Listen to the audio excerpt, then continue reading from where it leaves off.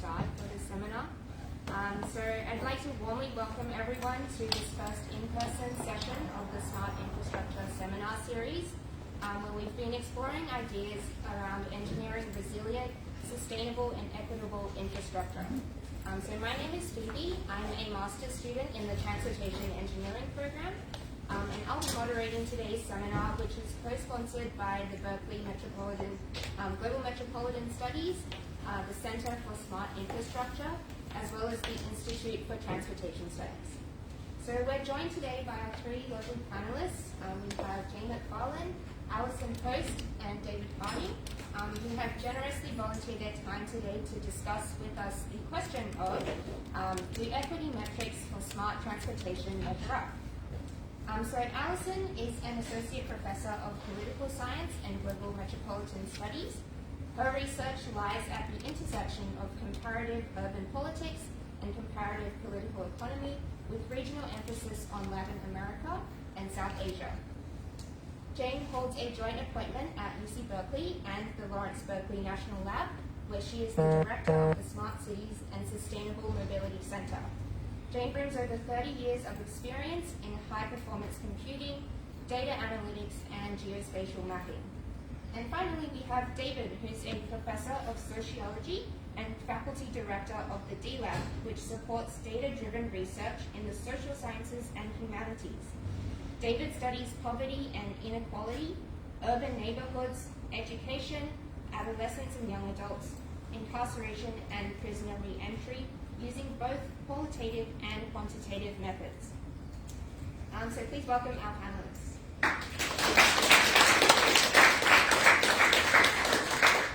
So today our panelists come from three very distinct academic disciplines, but collectively everyone in this room brings very different experiences and perspectives to the table.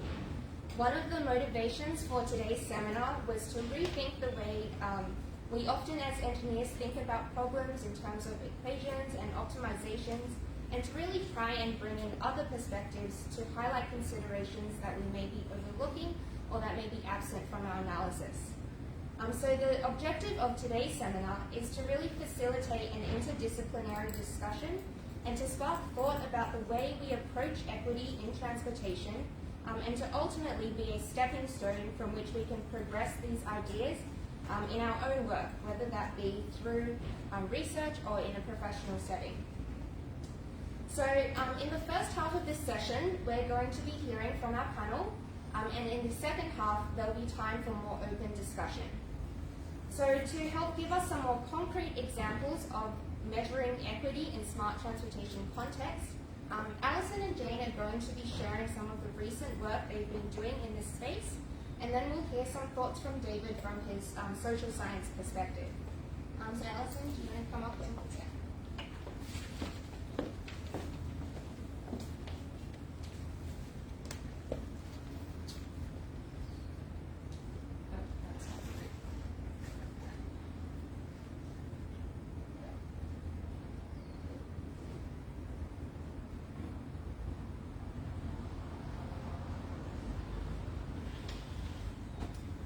So thank you very much for the kind invitation to come speak here. I'm excited for this conversation we're going to have. I've been asked to present a bit on a project that I'm currently working on with a broader team that relates to the topic at hand, equity in transportation.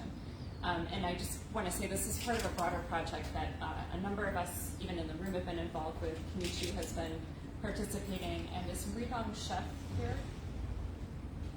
Well, one of my undergraduates is going to come, but in any case, this is work not just by myself and Ashana here that I'm presenting. Okay, so I'm going to start by giving you a brief description of the project, and then we'll dive into the equity angle. What I've been doing with colleagues is collecting comprehensive data on the adoption of a variety of types of smart city technologies by local public agencies in the state of California. We've been focusing thus far on policing, transportation, and water and sanitation. This data has primarily been acquired through web scraping from a variety of different sources, and we've made it publicly available. You can browse it in this website that has maps and everything. This is the landing page that I have up here. And we've been covering a range of different technologies, from things like video surveillance systems being used by police departments, to body-worn cameras, to smart meters in water systems, and transit information, which I'm going to be focusing on today. The focus of my presentation today is going to be illustrating, from a social science perspective, just a very simple, straightforward approach to thinking about inequities in the adoption of these types of technologies.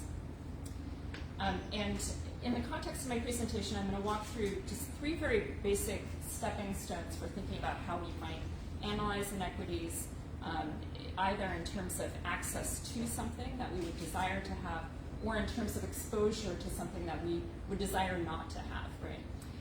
So the first question is, what are we concerned about inequalities in? Access to what, or uneven exposure to what? So that's what is the object of studying? Then the second question is, which groups are we particularly concerned about that they may have unequal exposure or unequal access to whatever it is that we're studying? And then the second is, what kind of measurement technique can we do to actually get a handle to try to estimate these inequities? So in our context here, in the paper that I'm drawing on, what we're looking at is, in terms of access to online transit scheduling information. So for the transportation planners of the room, this will be very familiar GTFS feeds, which are basically electronic scheduling information that public transit agencies publish, and that which is in turn incorporated into Google Maps, a variety of different transit apps, etc. It includes things like routes, stops, times of arrival. There are 2 different types, GTFS static and GTFS real-time. The real-time data includes the actual location of vehicles, so you know how long it's going to be before your bus arrives. So why is this important? Why might we be concerned about inequities and access to this? The first is very simple. It makes transit much easier to use if you can access the schedules on your phone. And this becomes particularly important in periods when transit agencies are actually updating schedules quite often. And this is something we saw in a very dramatic way during the pandemic, when ridership plummeted and transit agencies responded by shifting services pretty dramatically. It's also, in another sense, an indicator or a manifestation of government transparency. This is government telling us what it's doing, how it's spending the money, where it's putting the resources. So 2 reasons we might care about inequities in access. Now, do inequities exist? So what we've been able to see on the basis of the data we've collected is that, despite the fact this is a pretty low-cost thing for agencies to do, not terribly complicated, 43% of agencies in California have never published GTFS feeds, and that even among those that do, there's inconsistent approaches or vigilance with updating, right? And we were able to look at this, particularly in the context of the pandemic.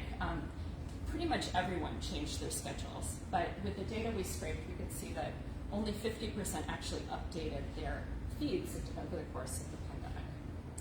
And I should just mention, the green are places, this is the Bay Area, right? Green is places that don't have it.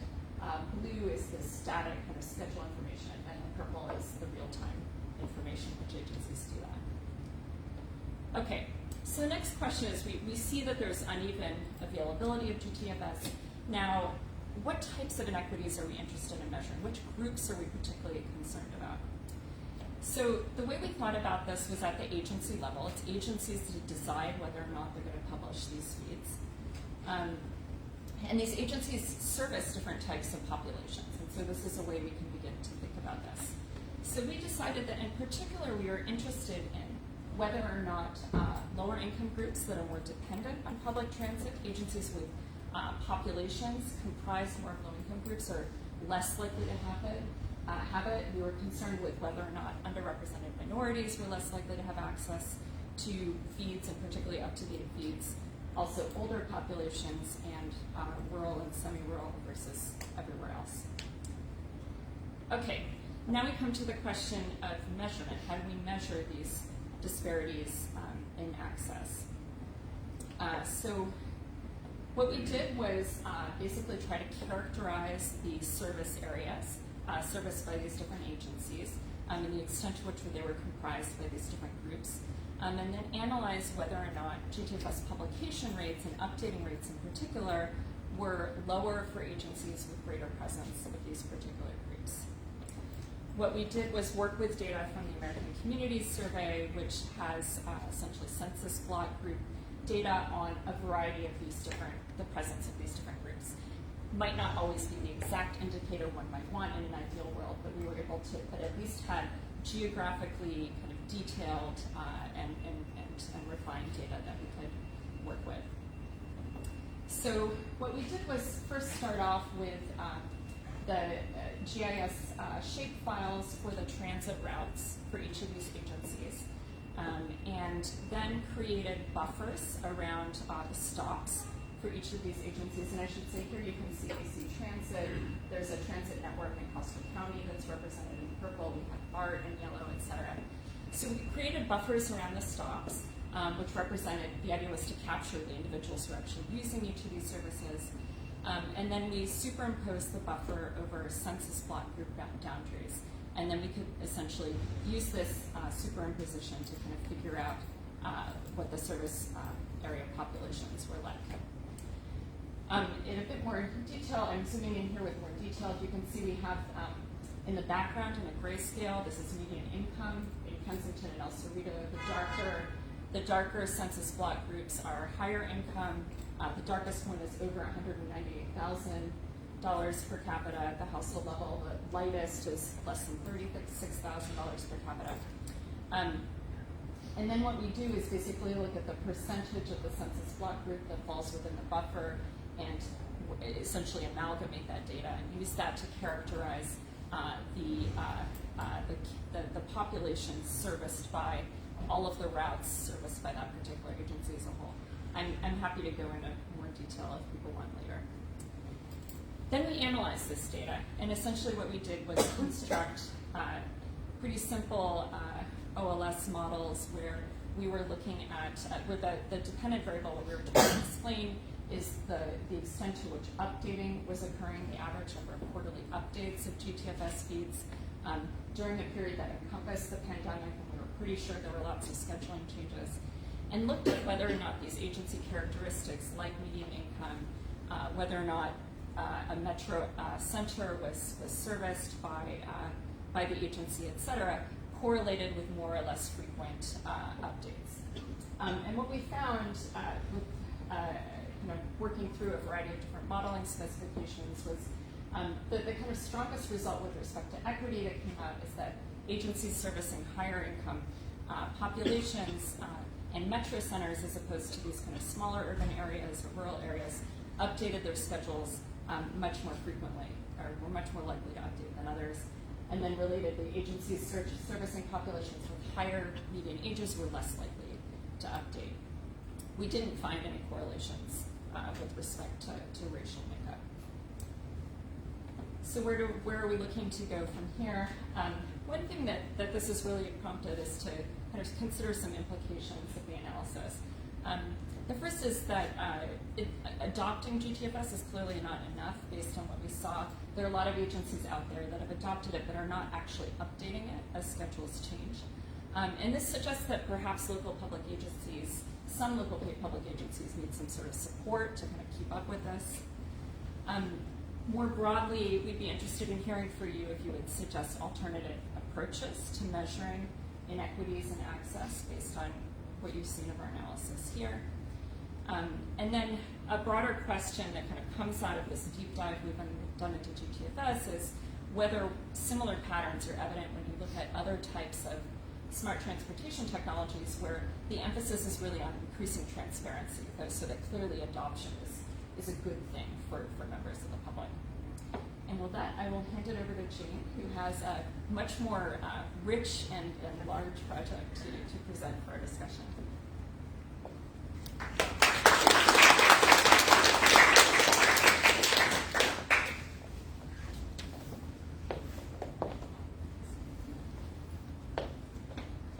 Good afternoon, everyone.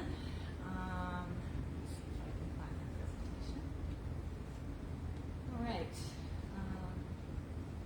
I'm from the Smart Cities Research Center, and so we're focused on mobility. So first I want to tell you a little bit about what we do. Our focus is on mobility because we want to build livable, enjoyable cities that are economically healthy, get a lot of people and goods moving around. But we want to respect equity and sustainability at the same time. So when I'm looking at it from how do I control all the dynamics in the city, I want to also think about equity and sustainability. So this seminar is here to ask for your help, to help inform us on how better to look at these aspects of mobility. So when we think about equity in our naive perspective as engineers, we think about travel times and transit accessibility, transit cost, health and safety impacts and the like. And I will note here that our project, our big project, is about vehicle mobility. So we have taken transit people, bicycles, walkers out of the picture, and we're just looking at how do we move vehicles better in our cities, which is an important problem as urbanization is happening, because vehicles are going to be here whether we like it or not. Right? So the right solution is mode shift, of course, and we can talk about that all we want. But for this project, it's about vehicle mobility. And the question I have for you is who you think influences all this traffic dynamics, and how well is it controlled? And if you take a look at it, we've got Caltrans, who's doing ramp metering. We've got city traffic operations doing also signal control, all of this kind of sensing and control in our cities. And what it is it's kind of a fragmented infrastructure. And what's really important is this infrastructure is under transformation. It's a digital transformation that's happening right now. And you'll see more of this happening with the infrastructure bill that just went through. So in addition to that, we've had some new players in the game. So over the past decade, nav apps have come in. And nav apps are influencing where you're driving. In fact, we estimate that about 60% of people are using a navigation app in urban areas as they're driving. So now you've got all these different players trying to manage us as drivers, and we're all listening to different tunes. So what does that mean? We've got a little bit of chaos going on out there, basically, with some kind of control a little bit through these ramp meters, signals, and things like that. Right? We have no consistent or comprehensive measurement system or control approach. So what we've been working on is we've been working on building an urban scale simulation. So when I say urban scale, I'm talking about the entire Bay Area. And we have built this simulation using parallel discrete event simulation, which is a whole other topic. And it simulates 1 day of traffic dynamics in the Bay Area. We can do it also for Los Angeles, the entire LA region. We've done Houston, and we've done Tokyo as well. And so what we need to do for that is we need road network data, like OSM data or some kind of map data with all the characteristics of the road network. We need some kind of demand model, which we get our demand model from SF-CHAMP model done by SFCTA. We inform that demand model with connected car data. And then we have vehicle data. We have a mix of fleet that we're simulating. And then we have this scalable high-performance computing simulation system. Runs up on the supercomputer at Lawrence Berkeley Labs. And we generate, for a day, all the link metrics. So speeds, flows, delays, energy use on every single link in the network. Then we also generate trip leg metrics. How long did it take this person to get there? What was their delay time? What was the fuel use that they used during that trip? And then we also have all of the routes. How did they get there? And those routes are determined by some kind of control mechanism. So it's either through these navigation apps that are dynamically routing you through the network, or you might be taking a shortest path. And I do recognize that we have the knowledge-based route where you just decide you like this route better because it's pretty, which we do not model, by the way. But what our simulation does then is it simulates 19 million trip legs over, which represents 7 million vehicles. It's linked trips that belong to a demographic of some kind over a 1 million link road network. And the amazing thing about this is we can run that entire simulation in 5 minutes. That has never been done before. And it's breaking all the, nobody does this scale of simulation, first of all. And if they could, it would take weeks for it to finish. So the fact that we can do it in 5 minutes means that you can now do iterative analyses to try to get your head around this very complex adaptive system that we're trying to understand how it works and how to best control it. So back to equity. So we've got this simulation that has all of this power and all of this data that it's generating. So we want to come up with novel control mechanisms in order to manage and disperse this congestion to make our cities a better place to live. So how do I roll equity into that? And that's why we have the amazing people that we have here to help us think about that. The framework that we used in our naive approach to this is we went to the MTC equity priority communities that are created by MTC. Those for the city of San Jose, and remember we can do this for every city in the Bay Area. So we do report cards for all the cities in the Bay Area. So we took those priority communities and using geospatial mapping, we took the output of the simulation and we said for all of these this dynamics in the city, these equity priority communities account for 23% of the road network in San Jose. However, they bear the brunt of 36% of the vehicle miles traveled in San Jose. They bear 49% of the vehicle hours delayed in San Jose. So all of the activity is happening in these equity priority communities. That says that we're not distributing traffic very well, or equitably, I would say. And 37% of the fuel used in San Jose is in those communities, which maps directly to health and safety. So that was our first foray into the world of equity. You might ask what equity priority communities are. There are 8 demographic variables in there. There's people of color, low income, English proficiency, seniors, zero vehicle households, single parent families, people with a disability, and rent burdened households. So those are the 8 demographics that go into that. Those are controversial as well.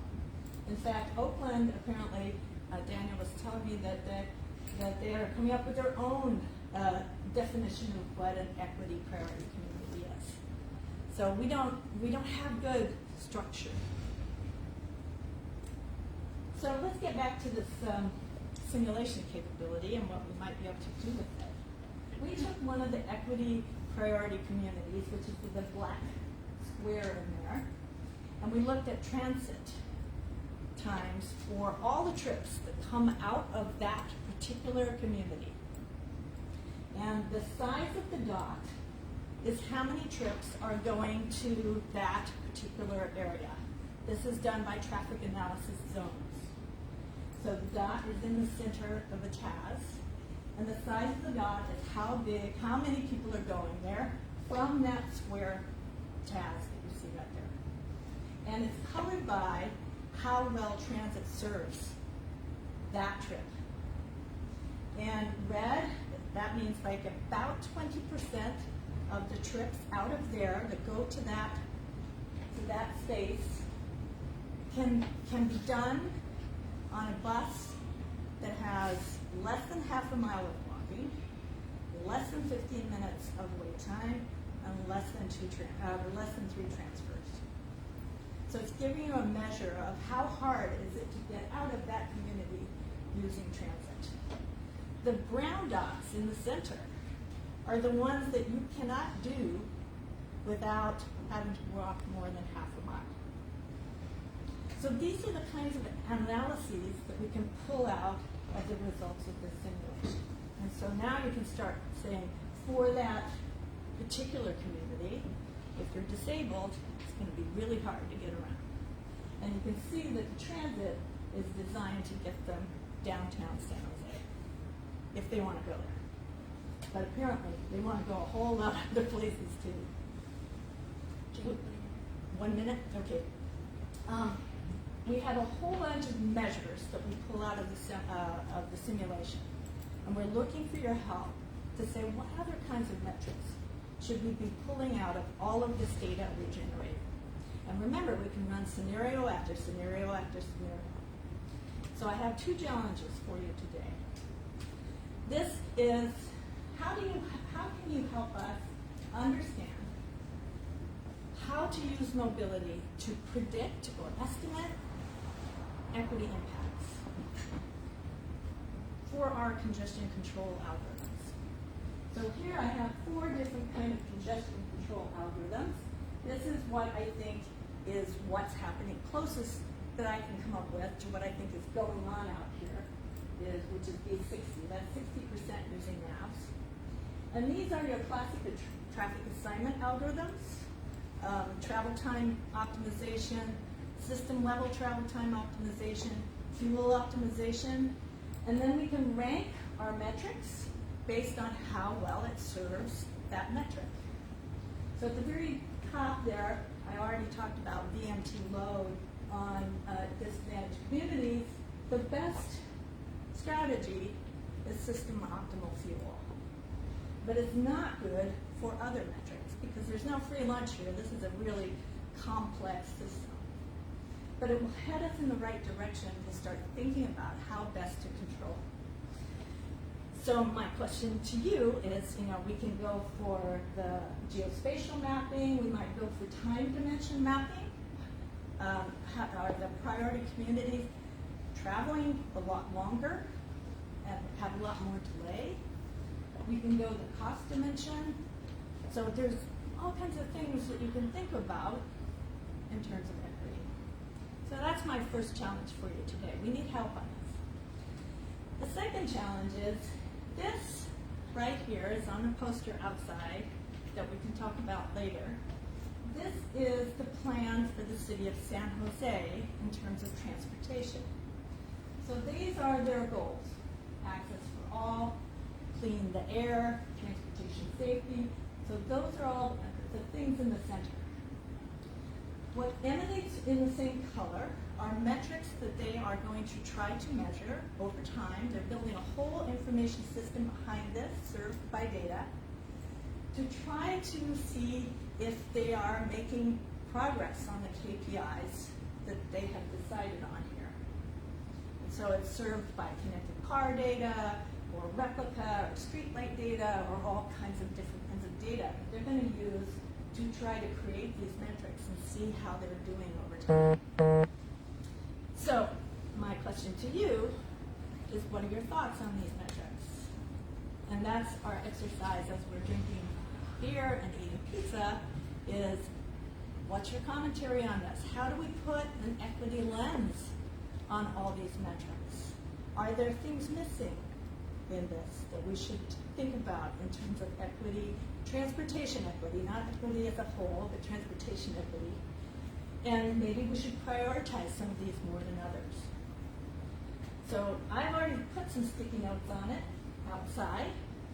Some of the ones I've already talked about was BMT load and these priority communities, travel times for the those kind of communities. Maybe daily traffic around minority schools is something we want to measure. Maybe we want to look just at residential streets and say, what's the BMT on those residential streets? And then start looking at different kinds of ways to control activity in those priority communities. So that's what I'm asking from you today and for our illustrious panel here. And I will finish up and say, well, I'm very much looking forward to learning from all of you.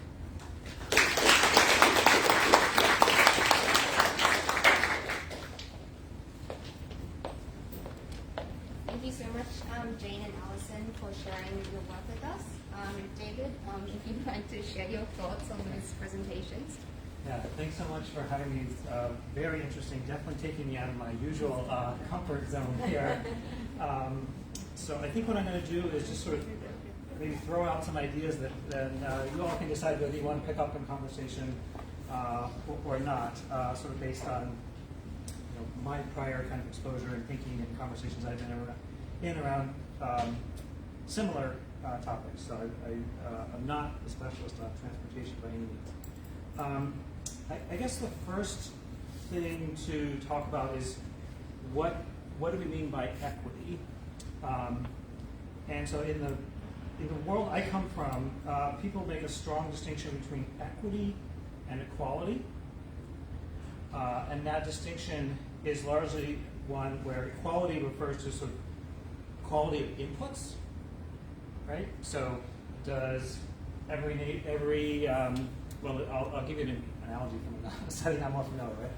If we have sort of public school funding, do we give the same funding to every school, or that's the sort of equality approach, or an equity approach would be to say there's a set of schools that have more need, right? They have students at the school who are more English language learners, or have higher rates of poverty, and so on. So an equity approach would say, what we want is the same outputs, and so we need to have different inputs coming in to produce equity. So when I hear equity, that's what I hear and think about. So as we're thinking about the metrics, I guess and listening to the two presentations, I was sort of dividing up the way we could think about it into a bunch of different pieces. So one piece is obviously like what are the metrics that we want to use? We've seen a bunch of those proposed, and sort of Alison's approach was to kind of focus on one metric from the beginning that we kind of suspect was going to be problematic, and sort of test a hypothesis, and then obviously in the larger project there seems like there's many more metrics. Whereas Jane's approach was to sort of take a system we've already built that has a bunch of metrics and to think about how could we attach or add the equity piece to this infrastructure that's already built. So I guess what are some other possible things we might add on here? I guess I was struck.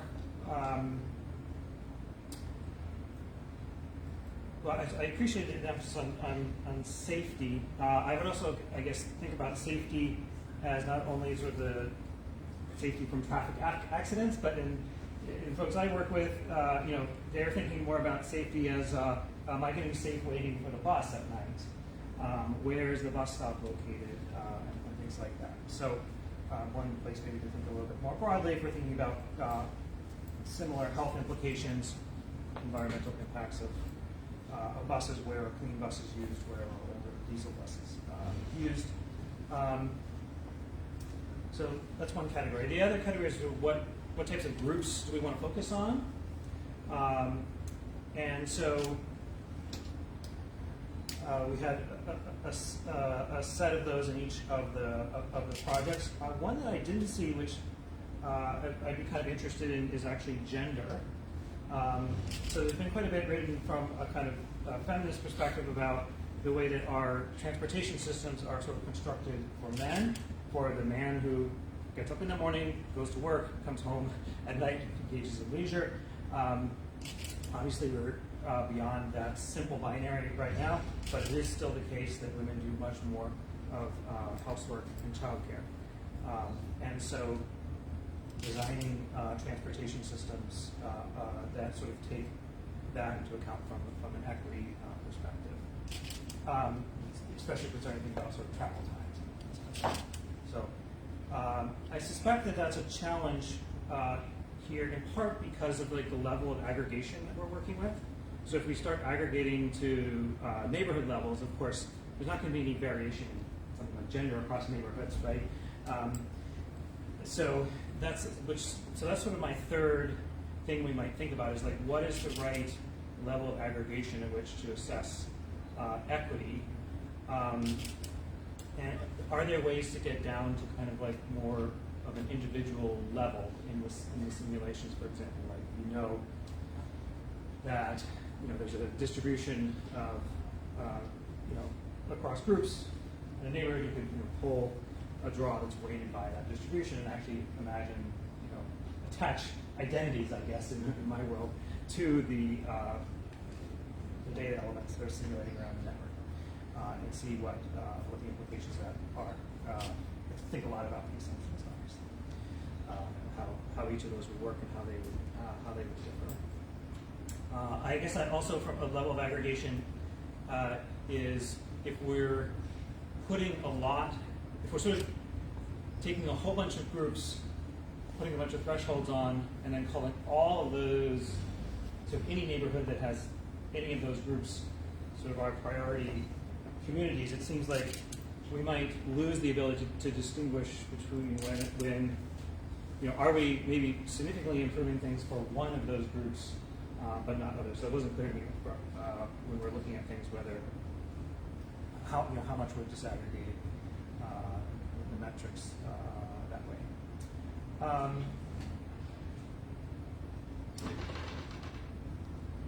I guess I'll make a couple more quick points for things to think about. One is,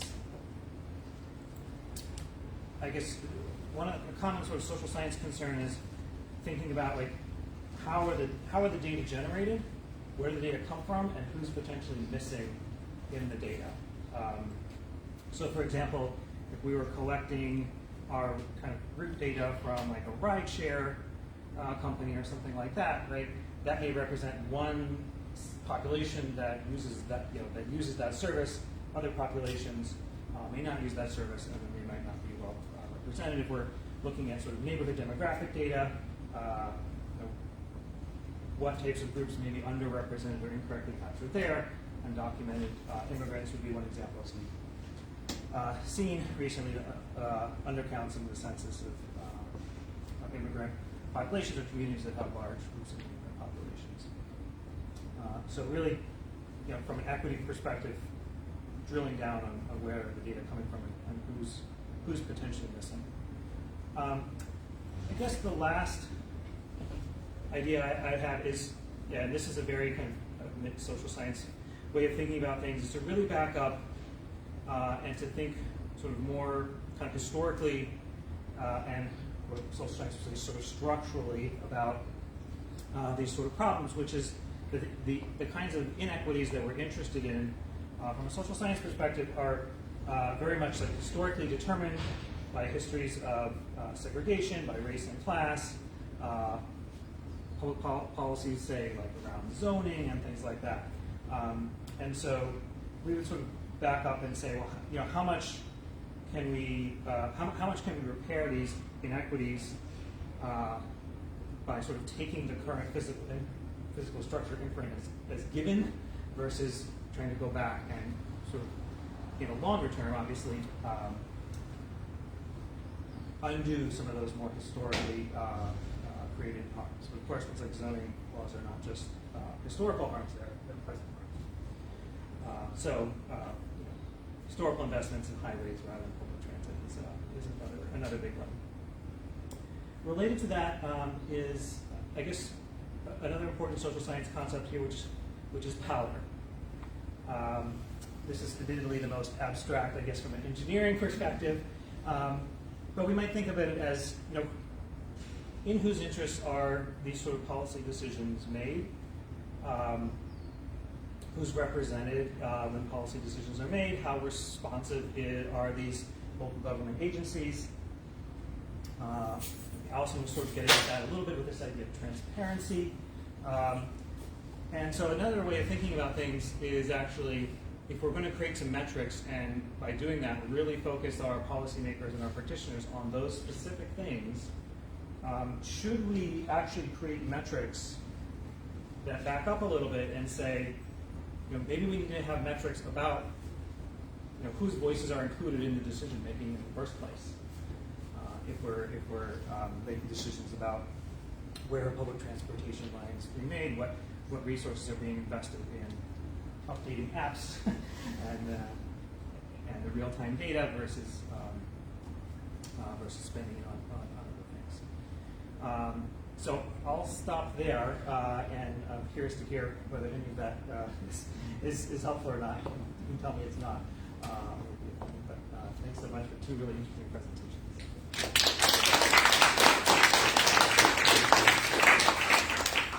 you so much, David, for sharing those insightful comments. So at this point, I'd really like to open it up to the room and to hear if anyone has any comments, thoughts, or even questions that they'd like to ask. Bill? This is more so regarding the San Jose measurements, but I was wondering, do they have mechanisms in place to make those measurements kind of less gameable, less so that people are able to really focus on one measurement so that the project appears good while ignoring other ones? Are there ways to make it so that people aren't using data that only benefits their project? Because I've heard of a lot of projects like that, like of a parking structure that somehow got LEED certified. So, I mean, I'll start by saying I think San Jose is one of the more aggressive MPOs that are trying to really go after data-driven decision making and tracking. The challenge is it's even worse than what you're saying here, is what data is coming in to support those metrics. And this is a bigger discussion than equity, but there's a whole data ecosystem out there that's growing right now, where a lot of that data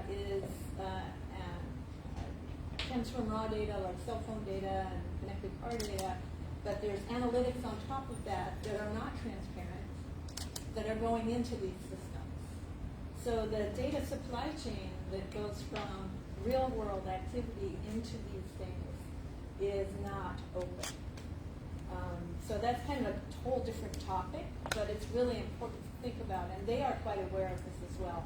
I've seen this in Seattle and a lot of other cities where they're saying, if you don't give me transparency on your data, then I will not buy it. And so I think there's a data literacy that's happening out there to get people to this new way of thinking about how we support our decisions with real data. And that's the data literacy thing probably folds into the GPFS, is that AC Transit is probably more data literate than some of the other ones, and so you see this really uneven surface out there of data literacy in all of the DOT organizations. And so they're all going through this transformation at the same time. So again, there is data out there. We just need to make sure we understand it and how it was manipulated before it got into that decision support system. Any other questions or comments? I have a question to both speakers. Thank you for the presentation again. I feel like the kind of equity metrics I've seen them, I may be mistaken, but are more focused on the geographic locations. And I would be curious as to know, David kind of mentioned it, but maybe like within the same neighborhood, there could be different like groups, basically, like people who are younger, people who are older, like male, female, others. So what are some ways in which we could use existing data sources to identify the kind of disparities that are within the same geographic like boundaries or locations? How would we be able to predict more of those like disparities?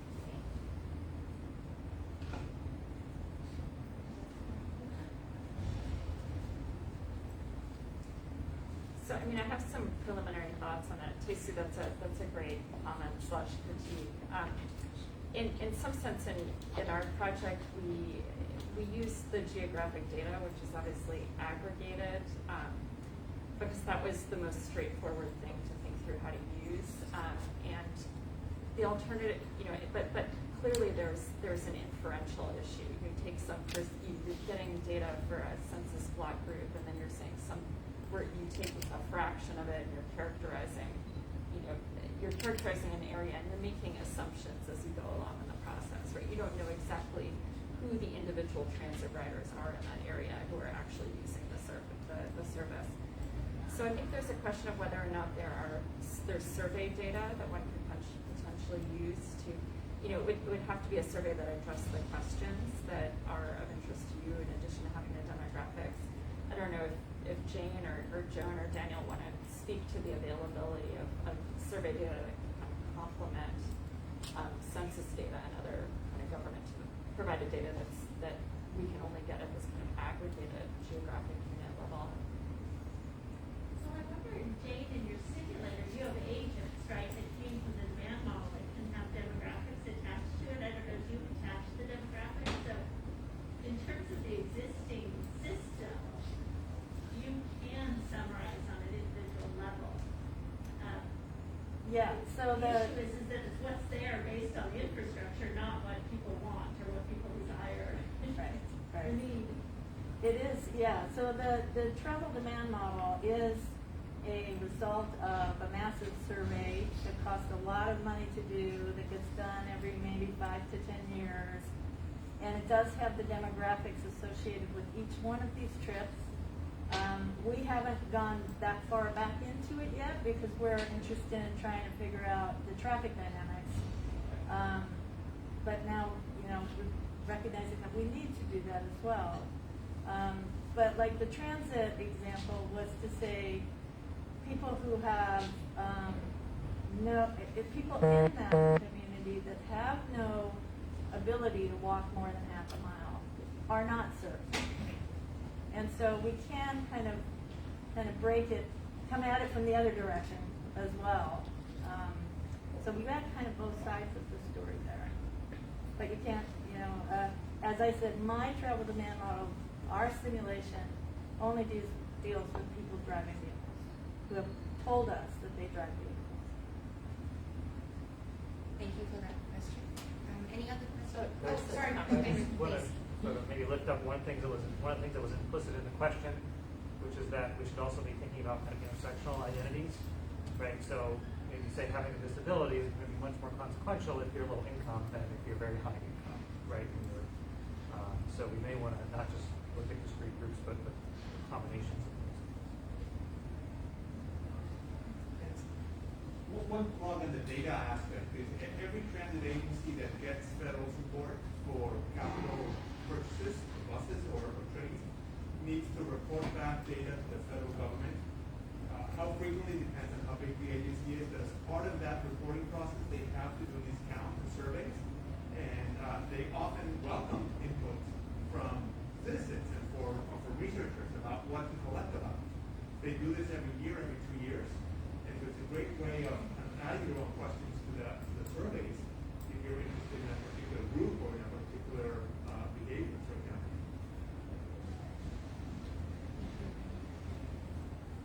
Any other questions or comments?